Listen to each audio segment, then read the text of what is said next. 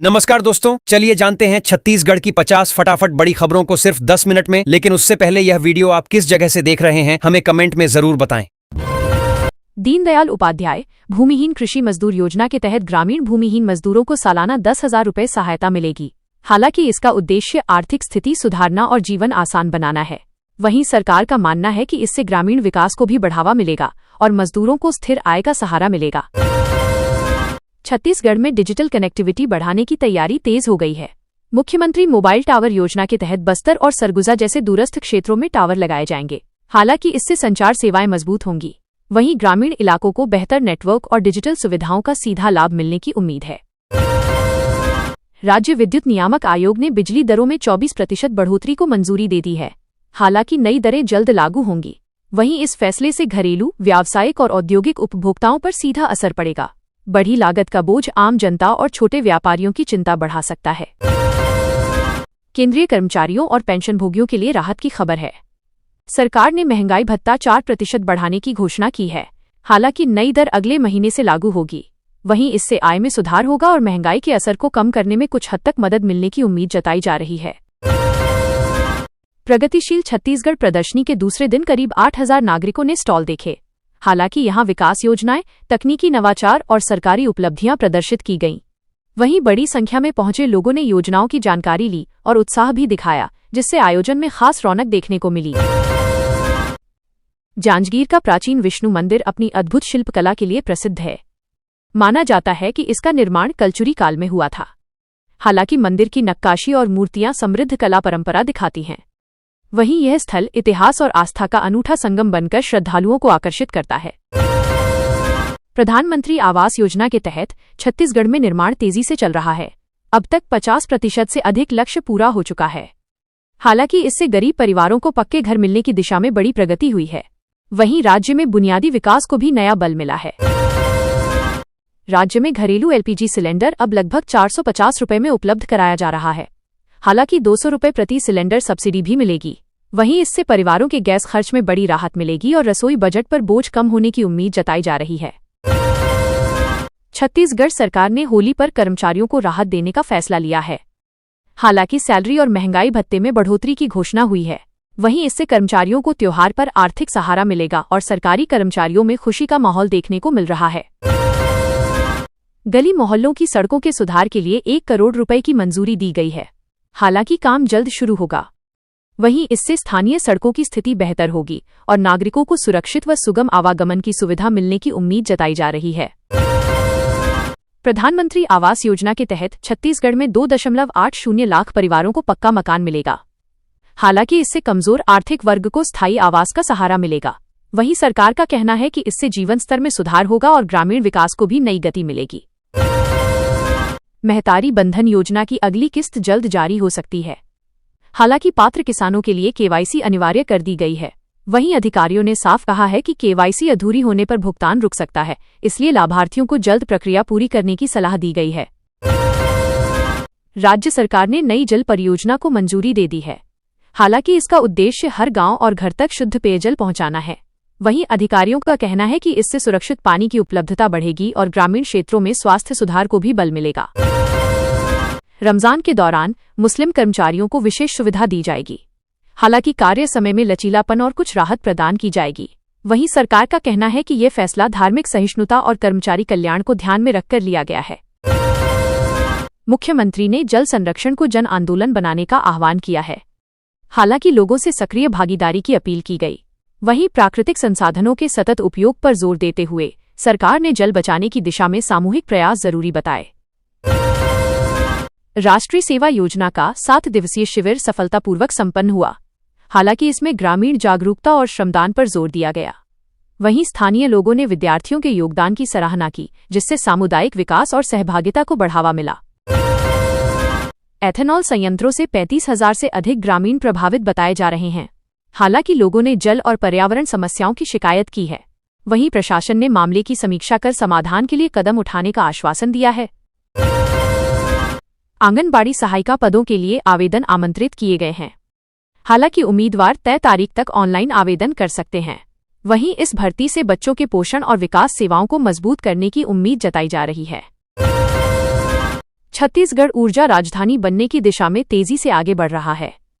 हालांकि 3.4 लाख करोड़ के निवेश का रास्ता साफ हुआ है। वहीं इससे बिजली उत्पादन, उद्योग और रोजगार के नए अवसर बढ़ने की उम्मीद जताई जा रही है। छत्तीसगढ़ में रेत माफियाओं की गतिविधियां बढ़ती नजर आ रही हैं। हालांकि मांड नदी के बाद अब मैनी नदी पर भी अवैध खनन जारी है। वहीं स्थानीय लोगों का कहना है कि शिकायतों के बावजूद ठोस कार्रवाई नहीं हुई, जिससे पर्यावरण और ग्रामीण जीवन दोनों प्रभावित हो रहे हैं।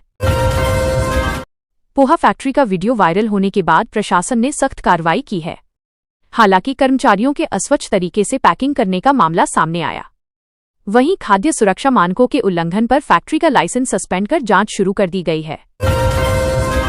संपूर्णता अभियान 2.0 की समीक्षा बैठक में अधिकारियों को लक्ष्य 100% पूरा करने के निर्देश दिए गए। हालांकि स्वच्छता, जल प्रबंधन और स्वास्थ्य सुविधाओं पर विशेष जोर दिया गया। वहीं ग्रामीण और शहरी दोनों क्षेत्रों में योजनाओं के प्रभावी क्रियान्वयन पर ध्यान केंद्रित किया जा रहा है। डिप्टी कलेक्टर भर्ती प्रक्रिया में बड़ा बदलाव किया गया है। हालांकि अब 50% पदों पर सीधी भर्ती होगी और 50% प्रमोशन से भरे जाएंगे। वहीं इस निर्णय से प्रशासनिक व्यवस्था में संतुलन और पारदर्शिता बढ़ने की उम्मीद जताई जा रही है। बीजापुर में सुरक्षा बलों ने बड़ी कार्रवाई करते हुए नक्सलियों द्वारा बनाए गए 4 स्मारक ध्वस्त किए।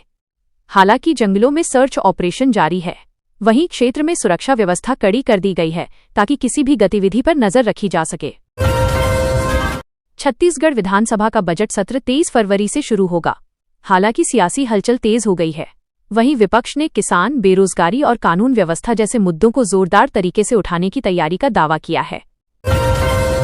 राज्य में 12वीं बोर्ड परीक्षाएं शुरू हो गई हैं। हालांकि छात्रों को समय से केंद्र पहुंचना अनिवार्य है।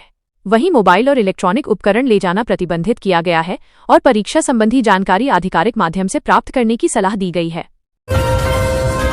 भारत मंडप में देश के पहले AI डेटा सेंटर पार्क ने निवेशकों का ध्यान खींचा। हालांकि इससे राज्य में डिजिटल इंफ्रास्ट्रक्चर को बढ़ावा मिलेगा। वहीं तकनीकी निवेश और रोजगार के नए अवसर भी बढ़ने की उम्मीद जताई जा रही है। रमजान के दौरान मुस्लिम कर्मचारियों को 1 घंटा पहले छुट्टी देने का निर्णय लिया गया है।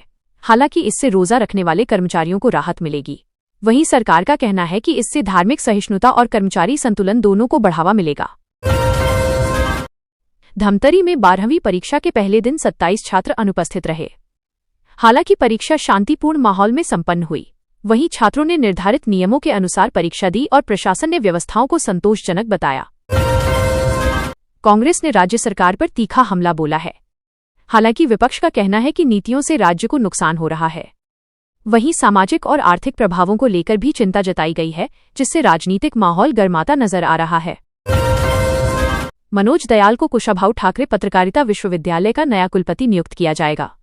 हालांकि उनके नेतृत्व में शिक्षा और अनुसंधान को बढ़ावा मिलने की उम्मीद है।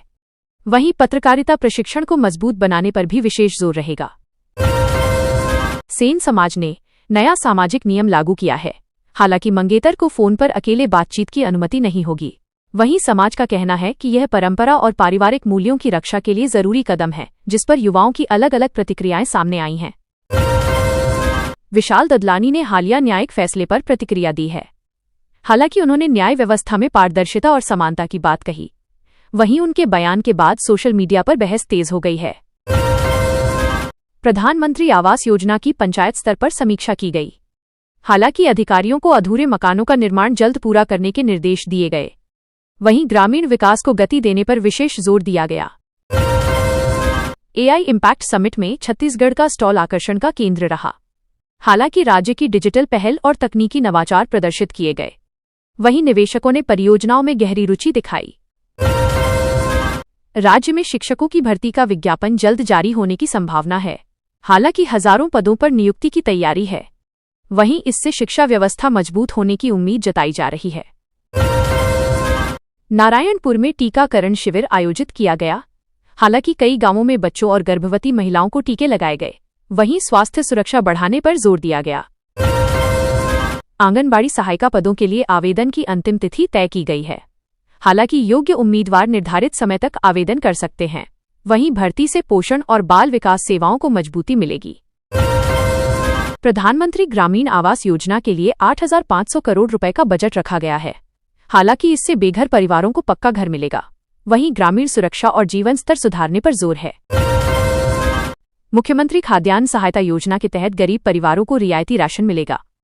हालांकि इसके लिए 4,500 करोड़ रुपए का बजट तय किया गया है। वहीं इससे जरूरतमंद परिवारों को राहत मिलेगी। हाफ बिजली बिल योजना के तहत 400 यूनिट तक 50% छूट दी जा रही है। हालांकि इससे घरेलू उपभोक्ताओं को राहत मिलेगी। वहीं परिवारों का खर्च कम होने की उम्मीद है।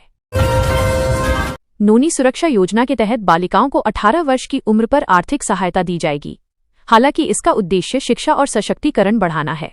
वहीं सकारात्मक सामाजिक बदलाव की उम्मीद जताई जा रही है।